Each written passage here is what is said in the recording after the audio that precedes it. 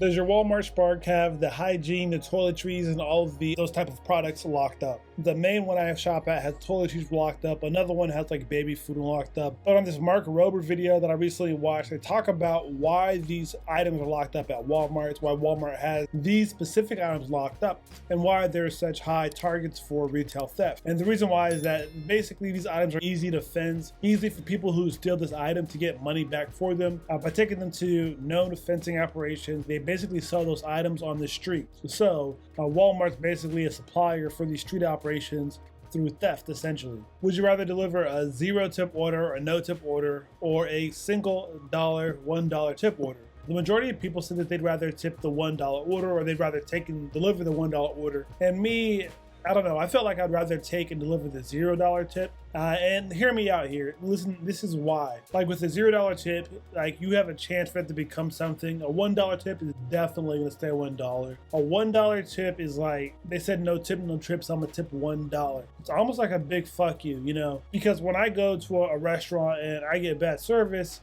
I tip one single dollar. So I think when I see a $1 tip, I think they're doing the same thing to me. I don't know, maybe I'm projecting. Maybe because when I do a restaurant and I do the single dollar tip, maybe that's what I mean.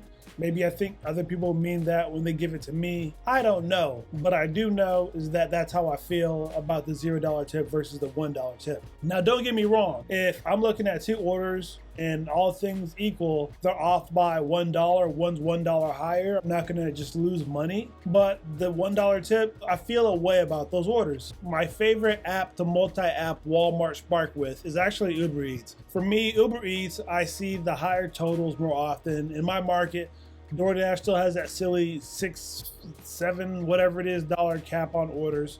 So when I do see an order that's going longer distance, maybe I see a higher amount. But typically, if it's a short distance order, they cap it, artificially hide the tip. And so with Uber Eats, at least they cap that at $8. So at least it's a $10, $12 order before they cap it. So I know I'm getting this order that has a hidden tip on it. I want to take it. It makes more sense on Uber Eats for me in my market. A lot of y'all like DoorDash. And some of y'all even into those priority programs. The only DoorDash priority program I'm in technically is the DoorDash priority shopper program. And I recently got added to that one. I didn't try, I just logged on one day, or maybe I got an email, I don't know. Long story short, I just popped up and said, hey, you're in this program. Like, don't get me wrong, I get good DoorDash shops in that program, but it's not something I look out for or try to get. It's something that just popped up and they gave it to me. Otherwise, I'm doing Uber Eats. Has Walmart Spark Pay changed in your market as much as it has in mine? And if so, why do you think? A lot of y'all, I mean, I kind of agree with this one to a point. Walmart gonna Walmart. Although I feel like that can be said about like every one of these answers here. Walmart gonna Walmart when it comes to triple stack orders. Walmart gonna Walmart when it comes to getting hacked and having bots and drones. But for me, I feel like the main reason is actually it's the economy, stupid. We saw eggs go from costing $2 to costing almost $10. There's so many stories about how even just from last year to this year, inflation's gone stupid. We don't talk about it a lot, but I mean, it is happening. Of course, I think that's eating into tips. I think Walmart Spark as a service is growing just because it's growing to more stores. Now in the future, maybe things will get better and maybe people will tip more, go back to tipping more, or maybe people who were going to pick up will go to deliver and tip. I don't know. I believe though, which kind of goes into the next one, like what's my prediction or what's your prediction for Walmart Spark and gig work in 2024 / a US election year? And in the US, election years are known to, for whatever reason, typically have better economies in the year surrounding it. Now, this one is interesting because technically it's a 50-50. 50% believe it's getting worse, 50% believe it's getting good, but just like half of the 50% that believe it's getting good believe that good is fake. Although there is some truth to that, and let's break this down a bit.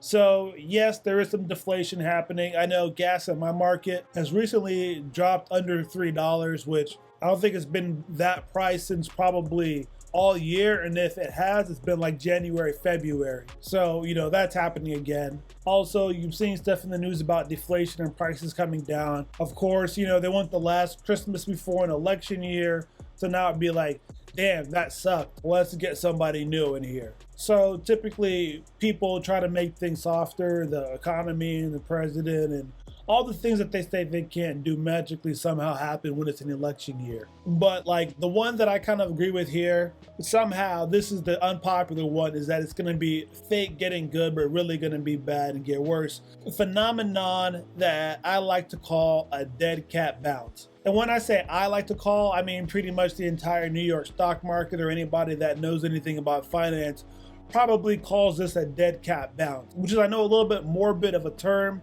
kind of morbid of a visual, but basically what it means is that something that's already dying, like the dead cat, and it falls to the ground and it bounces before it dies more. It's like the stock market going like a zoo, zoo, zoo.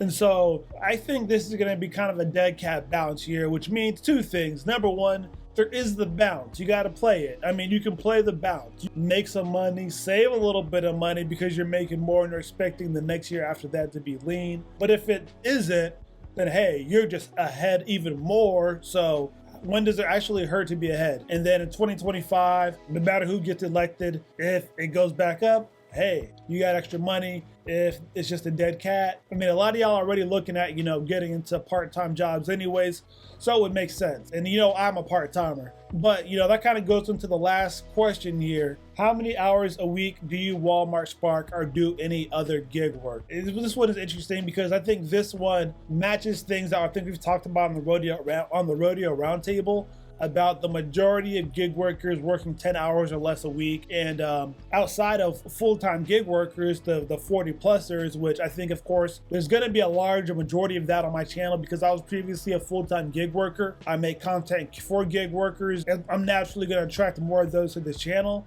But the second largest group was 10 hours or less. That surprised me. I thought it would be me. I'm like the 20 to 30, sometimes 30 plus group. And those are some of the smaller groups. It's interesting because it starts from that 10 hours or less is the second biggest group, and then it gets smaller and then it pops back up when it gets to 40 plus. So I found that interesting, but I think that number of 20 to 30 and 30 plus, that the group that I'm in, I think there's going to be more of y'all next year. Just my humble, apparently unpopular opinion, but that's what I think. That's what I predict for the future. That's what I'm predicting for 2024. These are some of my unpopular opinions, and I'm trying a new style of video. Let me know if y'all want to see more of this video by giving it a like. And if you want to see more content like this, be sure to subscribe to the channel as well. Also, if you want to let me know your opinions, your unpopular opinions, if you have a take on my takes, let me know in the comment section below where we'll continue this conversation. Also, let me know in the comments if you think it's worth it if I do more videos like these. If you're more interested in finding out if Walmart Spark is still worth it in 2024, then watch this video now.